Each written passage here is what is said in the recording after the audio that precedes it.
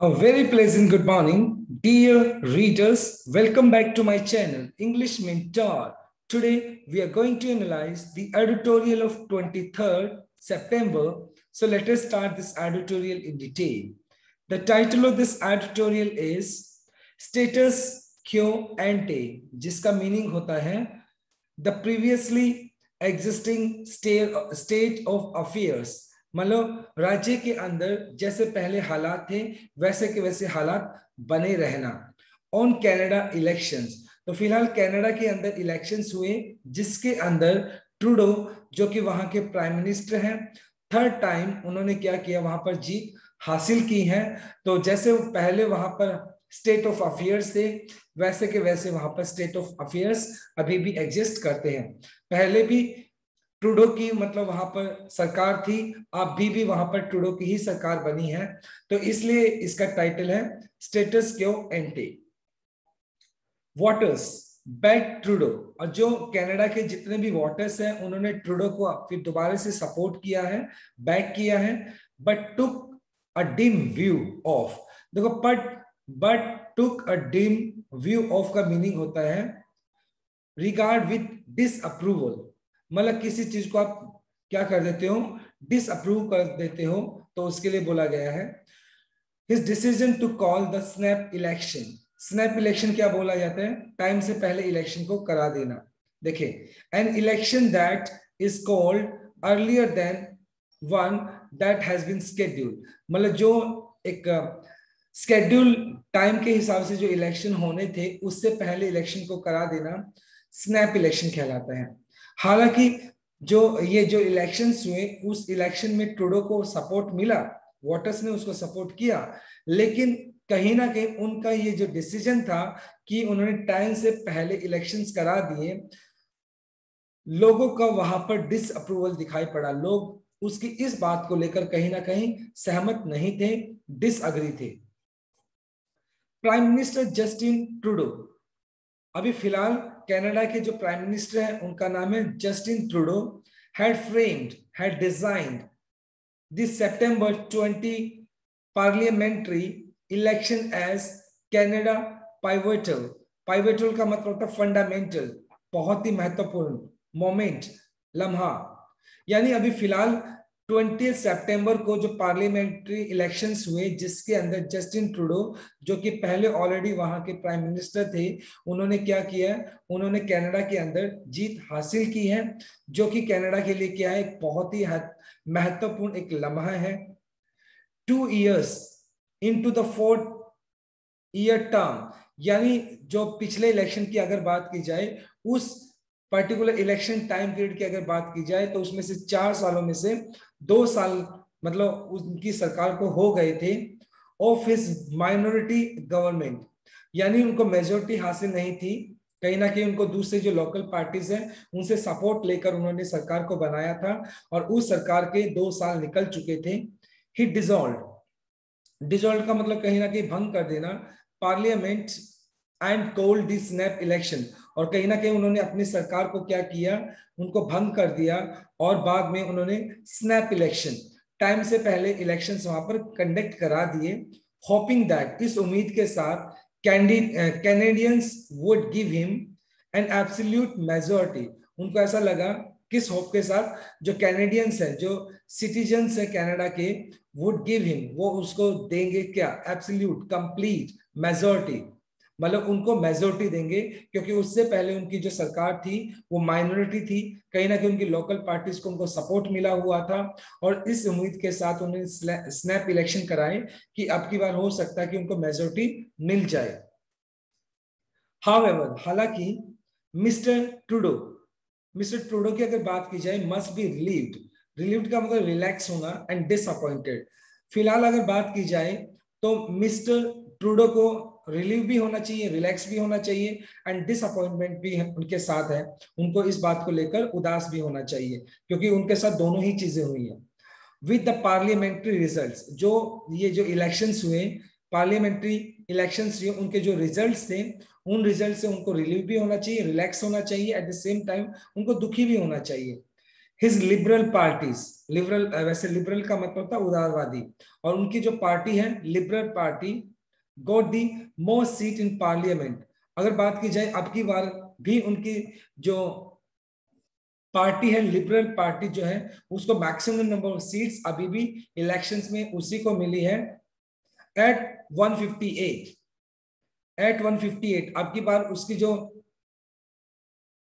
Justin Trudeau की जो party है 158 उन्होंने स्कोर किया, 158 के ऊपर उन्होंने सीट्स के ऊपर उन्होंने जीत हासिल की, just one more than what they won इन 2019। यानी कहने का 2019 के अंदर जो उनको सीट्स मिली थी अब की बार अगर बात की जाए उससे कहीं सिर्फ एक सीट ज्यादा मिली है उनको। बहुत बड़ा एक ड्रास्टिक चेंज तो नहीं आया कि जैसा वो सोच रहे थे कि अब की बार मेजोरिटी की सरकार ले आएंगे और फुल फ्लेज मतलब उनकी सरकार बन जाएगी, तो ऐसा नहीं हुआ।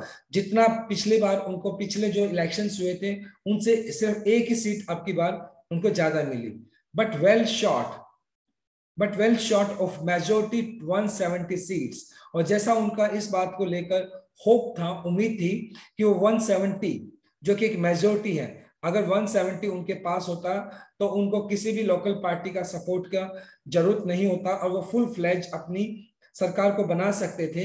लेकिन ऐसा फिलहाल भी पॉसिबल नहीं हुआ। To continue to stay in power, और पावर में बने रहने के लिए the Liberals will have to depend on smaller parties. और कहीं ना कहीं मतलब सत्ता में बने रहने के लिए मिस्टर ट्रूडो जो है उनकी सरकार को कहीं ना कहीं लिबरल्स को जो लोकल पार्टीज है, स्मॉलर पार्टीज है, छोटी पार्टीज है, उनसे कहीं ना कहीं सपोर्ट लेना पड़ेगा, उनसे उनको गठबंधन करना पड़ेगा और तभी वो सरकार को बना सकते हैं। Right, so this is our very first slide. Now let us discuss the grammar concept. देखते हैं। सबसे पहले अगर बात करूं बैक्ड, यहां पर हो गया V2 जो हो गया आपका supported, past indefinite. Took a dim view का मतलब हो गया वैसे आपका विद रिगार्ड डिसअप्रूवल, मतलब जब आप डिसअप्रूवल करते हैं तो वहां पर यूज करते हैं। हेड फ्रेम्ड आपका हो गया हेड प्लस V3 जो कि आपका पास्ट परफेक्ट हो गया। वुड आपका मॉडल वर्ब हो गया, उसके बाद आपने गिव यूज किया। जनरली आपका मॉडल वर्ब V1 लेकर चलता है। मस्ट आपका स्ट्रॉन्ग ऑब्लिगेशन बताता है, मॉडल वर्ब हो गया। और उसके बाद B plus third form relieved and disappointed जो कि आपका पैसिव स्ट्रक्चर हो गया।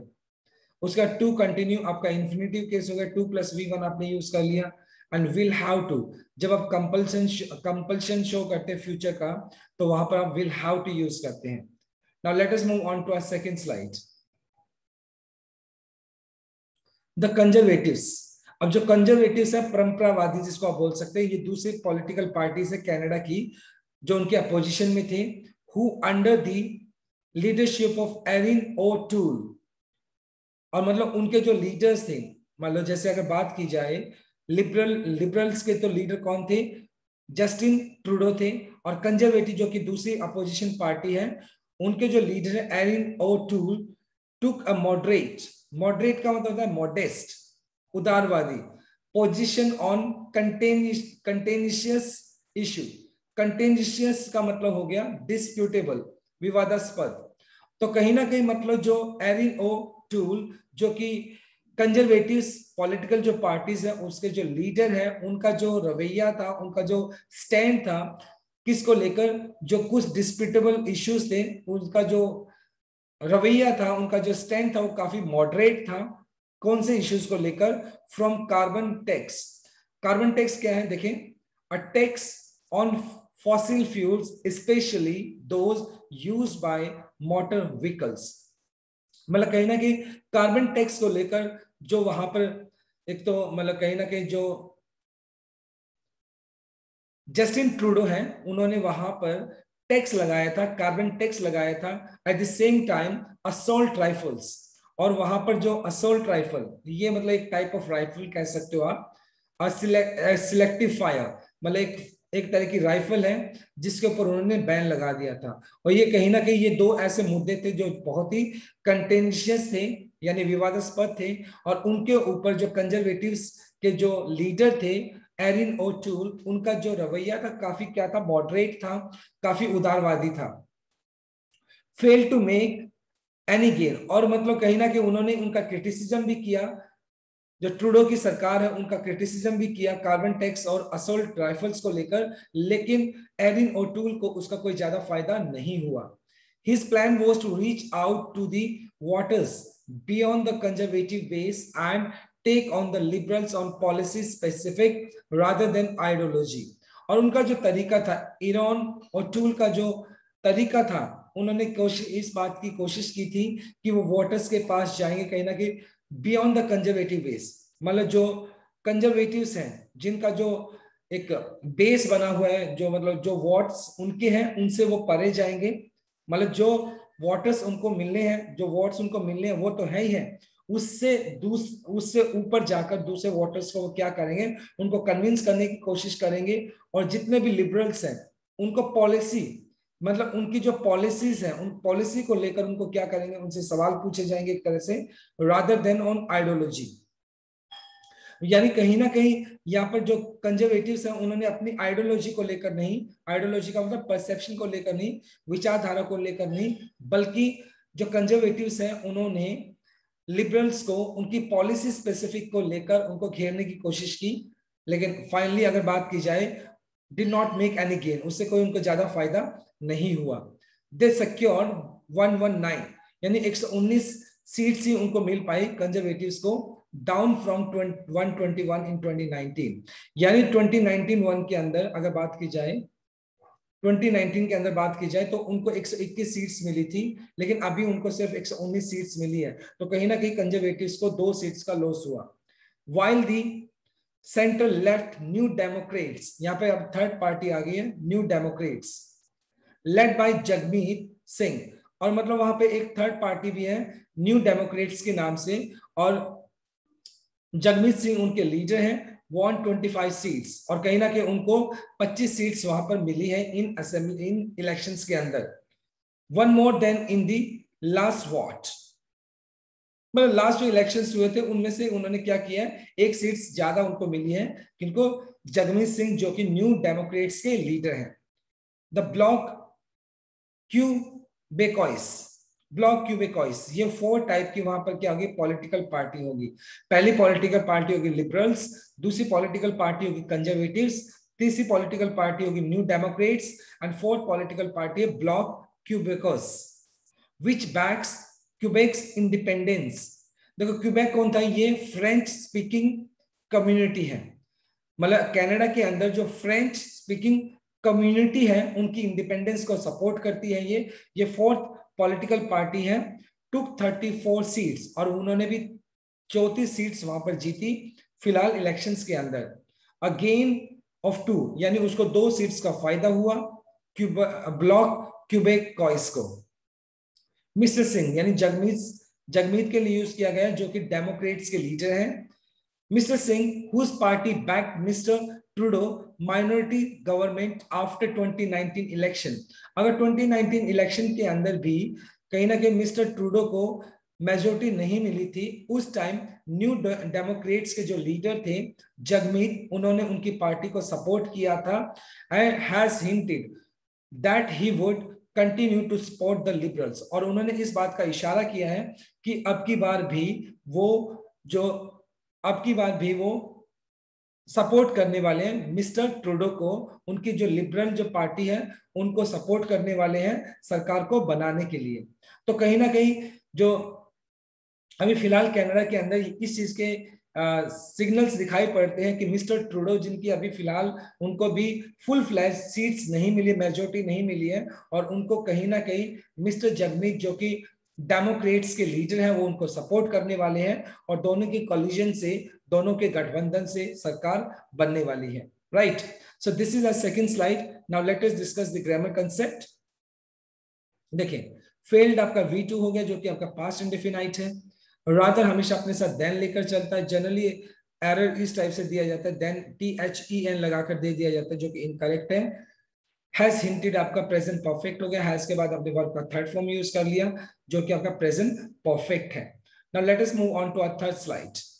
मिस्टर ट्रूडो, जो कि आप फिलहाल कनाडा के क्या हैं, प्राइम मिनिस्टर हैं, son of former Liberal prime minister Pierre Elliott Trudeau, और उनके जो फादर थे वो भी क्या थे, प्राइम मिनिस्टर्स थे. उनके यानी जो पीरे एलियोट ट्रूडो, जो कि मिस्टर जस्टिन ट्रूडो के फादर थे, वो भी अपने टाइम में प्राइम मिनिस्टर रहे, took over the party reigns. Reigns का मतलब यहाँ पे बागडोर हो गया, रिस्पॉन्सिबिलिटी हो गया, हार्नेस वैसे लगाम होता है, यहाँ पर हो गया पूरी की पूरी रिस्पॉन्सिबिलिटी को टेक ओवर करना। तो कहीं ना कहीं मिस्टर ट्रूडो, जो कि जस्टिन ट्रूडो की बात की गई है, उन्होंने अपने फादर से ये पूरी की पूरी रिस्पॉन्सिबिलिटी, पार्टी की जो पूरी रिस्पॉन्सिबिलिटी है 2013 के अंदर उन्होंने ली थी, यानी 2013 के अंदर उन्होंने पूरी की पूरी पार्टी की रिस्पॉन्सिबिलिटीज अपने हाथ में, बागडोर अपने हाथों में ले ली थी। एट ए टाइम, एक ऐसे समय, when the liberal perspective were dim, और उस टाइम उन्होंने ये बागडोर अपने हाथों में ली थी जिस टाइम जो लिबरल पार्टी थे, उनके जो प्रोस्पेक्ट्स थे, उनकी जो पॉसिबिलिटीज थी, वो बहुत कम थी। But a young mister Trudeau not only revived का मतलब होता है रिक्रिएटेड, जिंदा करना, and liberal party, but also led it to a surprise election victory in 2015। और जैसे मिस्टर ट्रूडो ने सारे के सारे जो पार्टी की जो रिस्पॉन्सिबिलिटीज है अपने हाथों में ली, उन्होंने सिर्फ पार्टी को जिंदा ही नहीं किया, बल्कि क्या किया, उस पार्टी को, लिबरल पार्टी को 2015 में जो इलेक्शंस हुए थे, वहां पर बहुत अच्छे तरीके से उन्होंने वहां पर जीत भी हासिल की। He has remained the most influential voice in the Canada political landscape. अगर राजनीतिक परिदृश्य की बात की जाए कनाडा के अंदर, अभी फिलहाल भी मिस्टर ट्रूडो वहां पे सबसे पावरफुल, इन्फ्लुएंशियल, सबसे पावरफुल वॉइस, एक ऐसी आवाज है जो सबसे ज्यादा वहां पर पसंद की जाती है, यानी सबसे ज्यादा लोग उसको वहां पर लाइक करते हैं। इन 2019 के अंदर ही secured victory but without an absolute majority, यानी 2019 के अंदर हालांकि मिस्टर ट्रूडो को क्या था, उनको विक्ट्री तो मिली थी, लेकिन जैसा वो एक्सपेक्ट कर रहे थे मेजोरिटी, लेकिन उनको वो मेजोरिटी वहां पर नहीं मिली, which forced him to seek the support of New Democrats.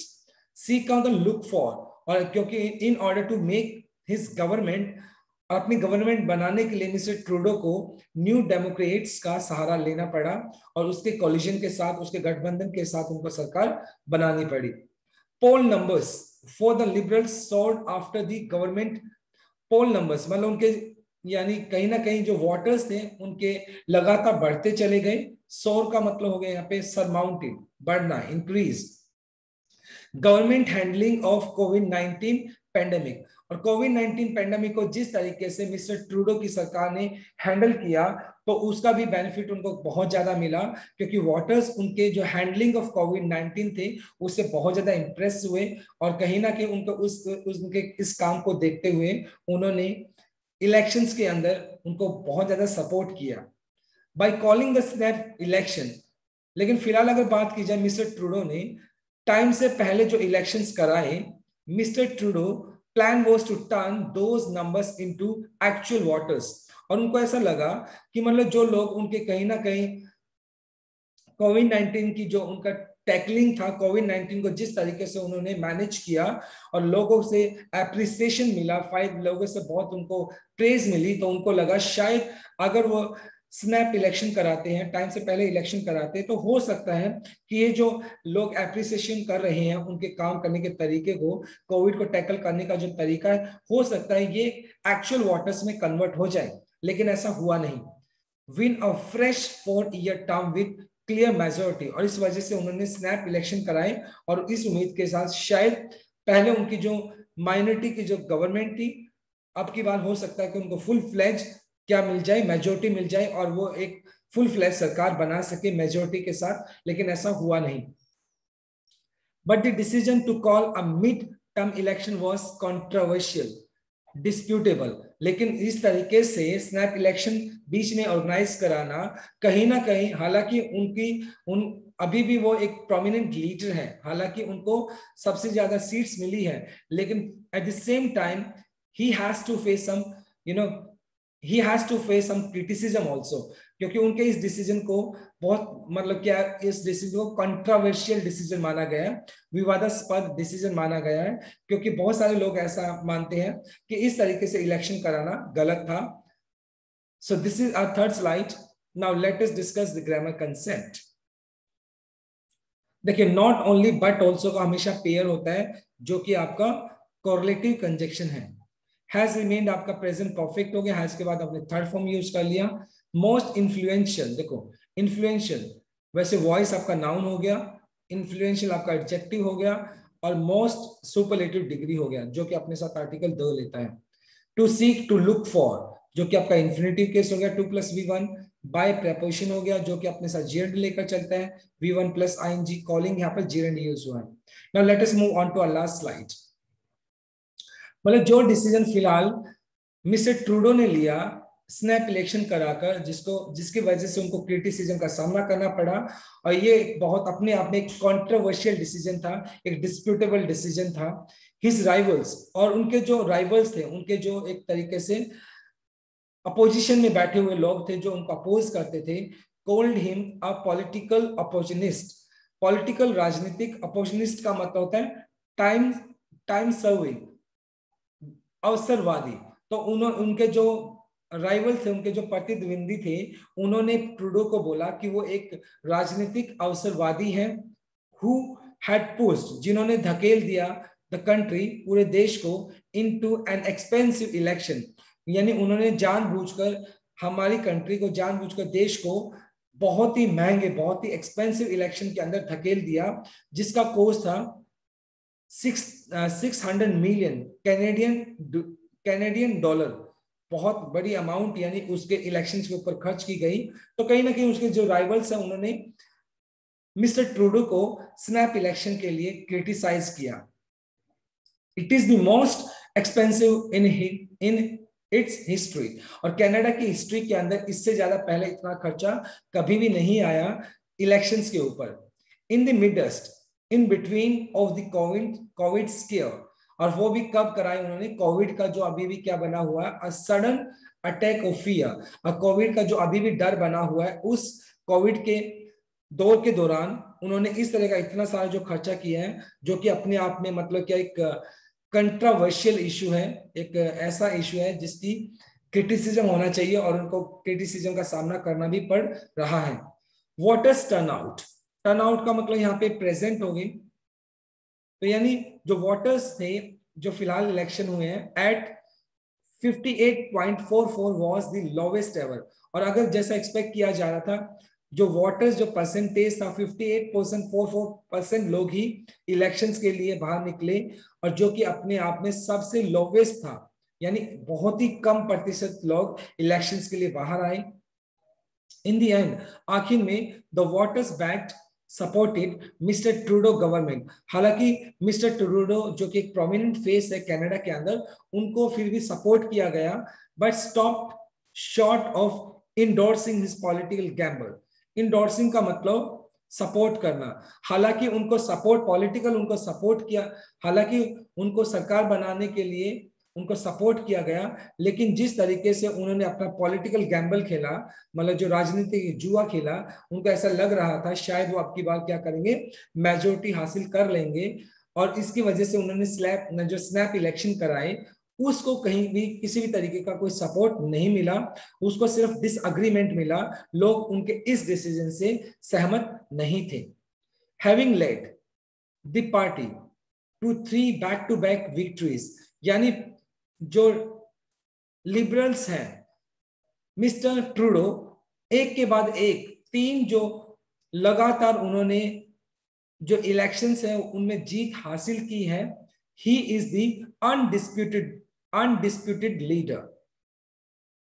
Undisputed का मतलब हो गया अनचैलेंज्ड, अनक्वेश्चन। नो डाउट उनके ऊपर किसी भी तरह के उनको चैलेंज नहीं किया जा सकता है, उनके ऊपर सवाल नहीं उठाए जा सकते हैं, क्यों उन्होंने बैक टू बैक एक के बाद एक लगातार 3 विक्ट्रीज हासिल की है, और तीनों बार उन्होंने सरकार बनाई है। नो डाउट वो एक अनडिस्प्यूटेड, एक ऐसे लीडर है लिबरल्स के जिनके ऊपर किसी भी तरह का सवाल नहीं उठाया जा सकता है। He should focus on the art of collision politics. अब उनको किस चीज के ऊपर फोकस करना चाहिए कि उनको कोलिजन, कोलिजन का मतलब यहाँ पे होगा गठबंधन करना, सिंडिकेट करना, गठबंधन बनाना, क्योंकि अगर उनको अपनी सरकार बनानी है तो कहीं ना कहीं लोकल पार्टीज के साथ उनको गठबंधन करना होगा। Finding common ground with the new Democrats for his progressive legislative agenda, और कहीं ना कहीं अगर उनको अपनी सरकार बनानी होगी तो लास्ट टाइम की तरह जो डेमोक्रेट्स हैं, जो एक पॉलिटिकल पार्टीज है, उनके सपोर्ट के साथ ही वो क्या कर सकते हैं, सरकार बना सकते हैं। एंड इस प्रोग्रेसिव लेजिस्लेटिव एजेंडा, लेजिस्लेटिव मतलब related to law and order, law and order के हिसाब से जो होती है, तो यानी वो उसका जो लेजिस्लेटिव एजेंडा है उसको वो फुलफिल कर सकते हैं। सबसे पहले उनको जो डेमोक्रेट्स है उनका सपोर्ट लेना होगा, उनके साथ उनको सरकार बनानी होगी, तभी वो अपने एजेंडा को आगे प्रोग्रेस कर सकते हैं। एंड प्रोवाइडिंग स्टेबल गवर्नमेंट, और ऑब्वियसली बात है एक कंसिस्टेंट सरकार बना सकते हैं इन केस न्यू डेमोक्रेट्स का अगर उनको सपोर्ट मिलता है। To tackle the Canada's migrate, migrate का मतलब हो गया एंडलेस, बहुत सारी प्रॉब्लम्स, और मतलब अगर कनाडा के अंदर जो बहुत सारी न्यूमरस बोल सकते हो आप, बहुत सारी जो प्रॉब्लम्स ऑलरेडी एग्जिस्ट होती है, प्रॉब्लम जो एग्जिस्ट है कनाडा के अंदर, उनको टैकल करने के लिए उनको क्या करना पड़ेगा, स्टेबल गवर्नमेंट की जरूरत होगी। From the covid challenge to the climate crisis, और पहले अगर बात की जाए सबसे पहले तो कोविड चैलेंज जो अभी भी फिलहाल चैलेंज बना है उनको टैकल करना होगा। Eight the same time climate crisis, और जो मतलब एटमॉस्फेयर से रिलेटेड जो संकट बना हुआ है उसको भी उनको हैंडल करना होगा। तो ये मतलब फिलहाल अगर बात की जाए मिस्टर ट्रूडो, जो कि तीसरी बार लगातार वो यानी प्राइम मिनिस्टर चूज होंगे, उन्होंने इलेक्शंस को जीता है, लेकिन जैसा वो एक्सपेक्ट कर रहे थे मेजोरिटी की वो सरकार बनाएंगे, ऐसा पॉसिबल नहीं हो पाया, और उनको अपनी सरकार बनाने के लिए कहीं ना कहीं न्यू डेमोक्रेट्स का कहीं ना कहीं समर्थन लेना होगा, उनको अपने साथ मिलाना होगा, तभी पॉसिबल है कि वो अपनी गवर्नमेंट को फॉर्म कर सके, राइट। तो बहुत अच्छा आर्टिकल था आज का। Now let us discuss the grammar concept. देखिए हेड पोस्ट आपका हो गया हेड प्लस V3 जो कि आपका पास्ट परफेक्ट हो गया।